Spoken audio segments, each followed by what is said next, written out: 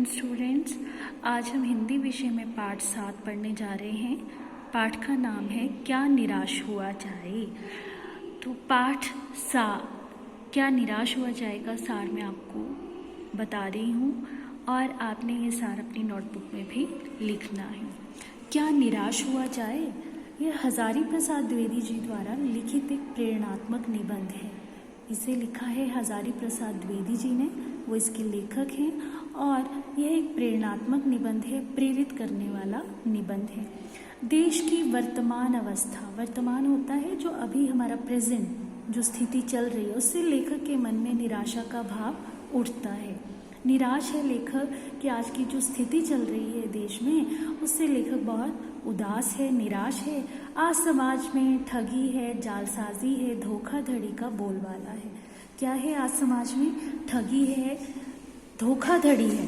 तो ये सब बुराइयां जो हैं देश में प्रचलित हैं, समाज में प्रचलित हैं। लोग अच्छाई को कम तथा बुराई को अधिक महत्व दे रहे हैं। आजकल लोग अच्छाई को कम और बुराई को ज़्यादा महत्व देते हैं, किंतु इससे निराश होने की ज़रूरत नहीं है। लेखक कहते हैं इससे निराश होने की ज़रूरत नहीं है। आज भी समाज में सत्य है, दया है, अहिंसा है, करुणा आदि भाव हैं, चाहे वे दबे हुए ही क्यों ना हो। क्या कहते हैं लेखक कि आज हमें निराश होने की ज़रूरत नहीं है। आज भी समाज में अगर धोखाधड़ी है, अन्याय है, परंतु तब भी हमें निराश नहीं होना है, क्योंकि सत्य, दया, अहिंसा और करुणा का भाव आज भी देश में है, समाज में है, चाहे वे दबे हुए ही क्यों ना हो, चाहे उनका बोलबाला कम ही क्यों ना हो।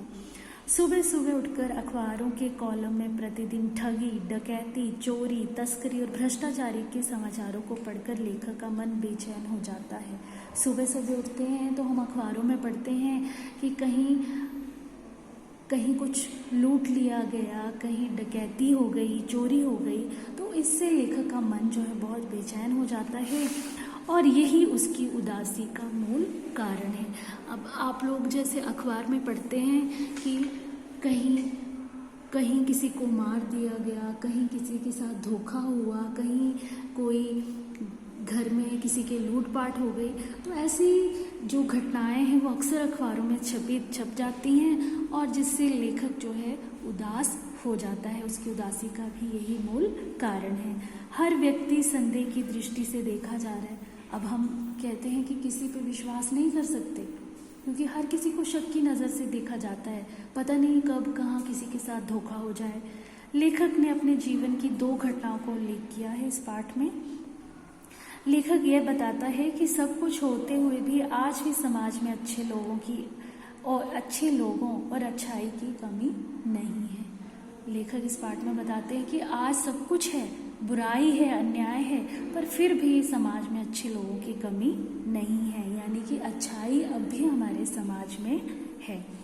एक बार लेखक यात्रा के समय 10 रुपये किराए की जगह 100 रुपये का नोट लेखक ने दे दिया। वह जाकर गाड़ी में बैठ गया। लेखक यात्रा कर रहे थे, तो जब उन्होंने टिकट ली तो 10 रुपये की जगह उन्होंने 100 का नोट जो है टिकट बाबू को दे दिया।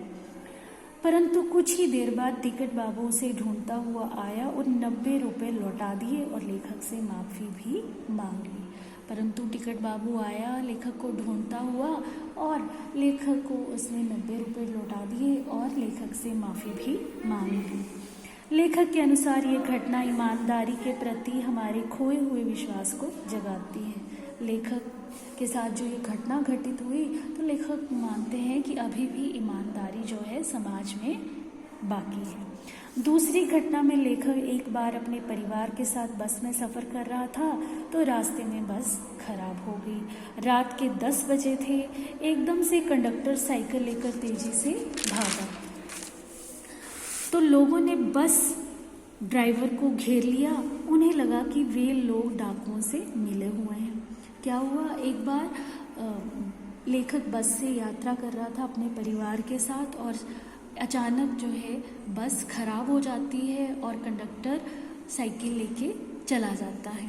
तो लोग घबरा जाते हैं और उन्हें लगता है कि कंडक्टर और ड्राइवर जो हैं डाकुओं से मिले हुए हैं और वे ड्राइवर को घेर लेते हैं, मारने लगते हैं। परंतु थोड़ी देर में कंडक्टर खाली बस, पानी और दूध लेकर लौट आता है। लोग उसे देखकर खुश हो जाते हैं। लोगों ने कंडक्टर को धन्यवाद दिया और ड्राइवर से माफ़ी मांगी।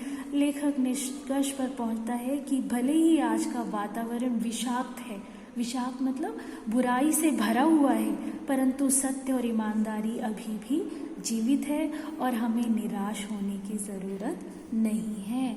तो इस पाठ में हमें ये बताया है कि आज भले ही हमारे समाज में बुराइयां प्रचलित हैं, बुराइयों का बोलबाला है, पर अच्छाई और ईमानदारी आज भी हमारे समाज में बाकी है।